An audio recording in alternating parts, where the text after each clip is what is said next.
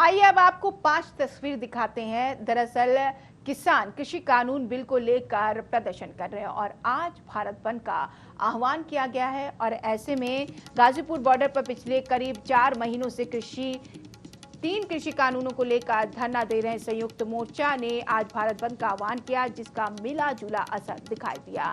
शामली में जहां किसानों ने कई जगहों पर चक्का जाम किया, वहीं पुलिस ने भी किसी भी परिस्थिति से निपटने के लिए अपनी तैयारी की थी। वहीं ललितपुर के घंटाघर में पर एकत्रित होकर किसान नेताओं ने सरकार के खिलाफ नारेबाजी की और मुख्यमंत्री के नाम एडीएम को ज्ञापन सौंपा। भारत बंद का असर बुलंदशहर, मेरठ, बदायूं स्टेट हाईवे पर भी देखने को मिला।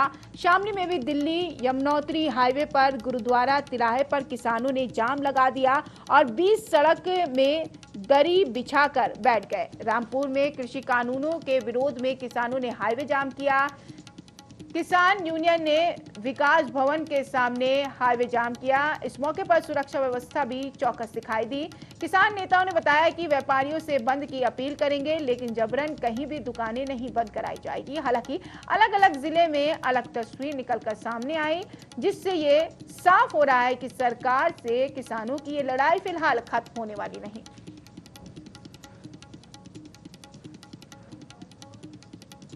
बॉर्डर पर किसानों को अपने आंदोलन के जो मांग कर रहे हैं, वहाँ पर जो है उनको 120 दिन हो चुके हैं और उनकी मांग जो है अभी तक पूरी नहीं हुई है। उनकी समस्या जो है जस की तस बनी हुई है। और इस आंदोलन की अगर हम बात करें तो अब जो ये शहर शहर और गांव-गांव में जो है ये आंदोलन की आवाज़ें सब तरफ से आ रही हैं।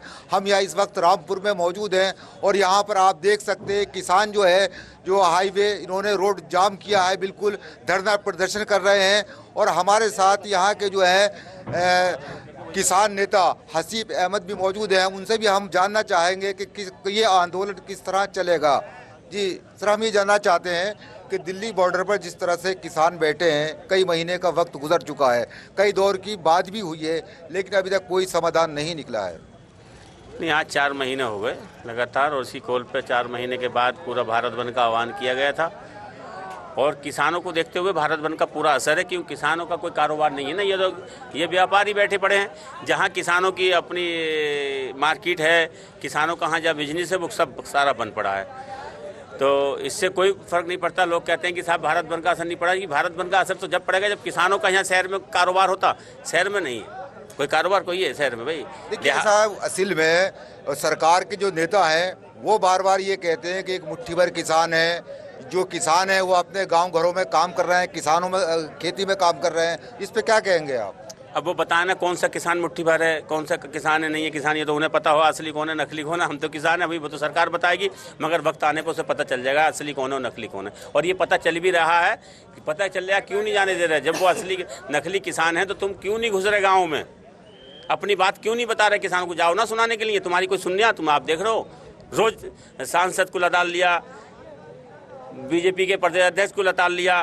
क्यों अपनी बात नहीं सुन रहे तुम्हारे किसान? अगर वो नकली किसान हैं तो फिर क्यों तुम्हारी बात सुनने के लिए तैयार नहीं है असली किसान? या हम नकली हैं तो असली किसान तुम्हारी बात सुनने के लिए तैयार नहीं है, तो इसका मतलब है तुम सब गुमराह कर रहे हो किसान को। ये कह के असली नकली है, ये तो वक्त आने में पता चल जाएगा। और जब तक बिल वापसी नहीं, जब तक घर वापसी नहीं, आंदोलन चाहे 1 साल चले, 2 साल चले, 10 साल चले, चलता रहेगा।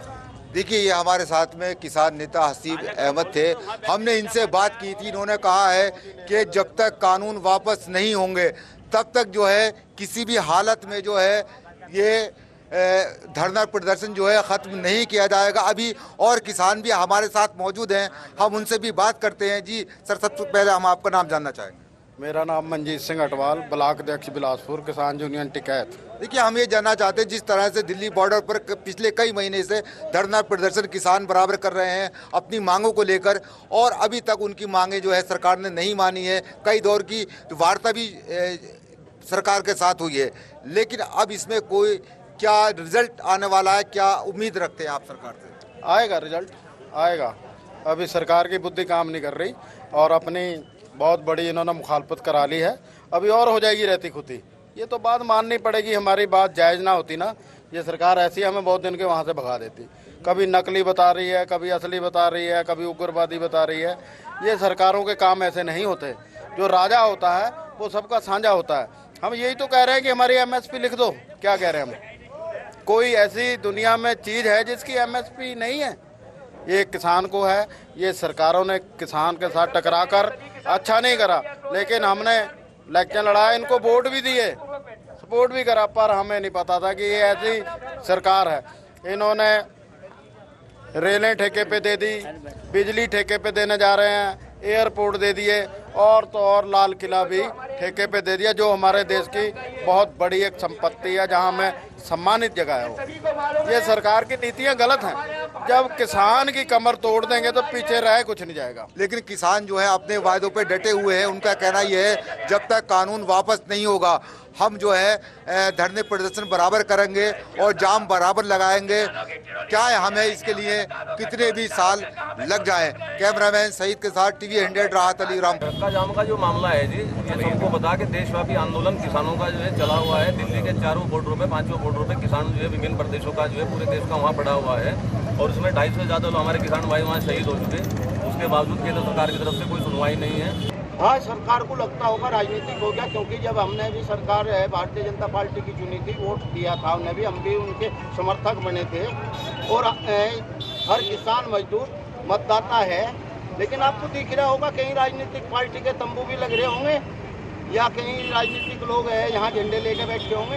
हर आदमी किसान है। ये सरकार का प्रोपेगेंडा है। कभी खालिस्तानी बताते हैं, कभी पाकिस्तानी बताते हैं, और कभी कहते हैं कि राजनीतिक है। सब किसान है। जब किसान और मजदूर की बात माननीय प्रधानमंत्री जी करते हैं तो तब किसान नहीं होता। ये सुबह 6 बजे से शाम के 6 बजे तक चलेगा, और मांगे तो ना तो एमएसपी की गारंटी दे रही है। किसान को सबसे पहले एमएसपी की ज़रूरत है। दूसरी मांग है किसान के तीनों काले कानून वापस होने की, ना उन्हें मान रही है। ऊँचों की लड़ाई बना रखी है। 3.5 महीने से किसान पड़ा है दिल्ली के चारों तरफ, और दिल्ली को ऐसे बना रखा है जैसे पाकिस्तान वाले हिंदुस्तान के डर से बना लेते हैं ना, बॉर्डर ऐसा बना रखा है कि किसान को कभी खालिस्तानी कहें, कभी आतंकवादी कहें, कभी पाकिस्तानी कहें, कभी ठलुए कहें, कभी नकली किसान बताओ। किसान है ही ना, ये असली किसान उनकी मुट्ठी में धरे हैं भाजपा वाले के, उन्हें बोला मैं सही है।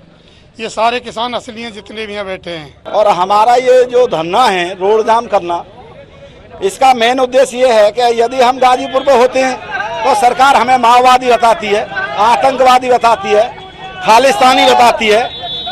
ये पूरे हिंदुस्तान में जो आज जाम का विषय बनाया गया है, हमें सरकार की आंख खोलने के लिए, ताकि यहाँ तो माओवादी नहीं है, यहाँ तो खालिस्तानी नहीं है, यहाँ तो पाकिस्तानी नहीं है, ताकि सरकार को ये समझ पड़ सके कि भाई यहाँ किसान है, गांव-गांव से निकल के रोड पे आ रहा है और किसान अपनी बात रख रहा है।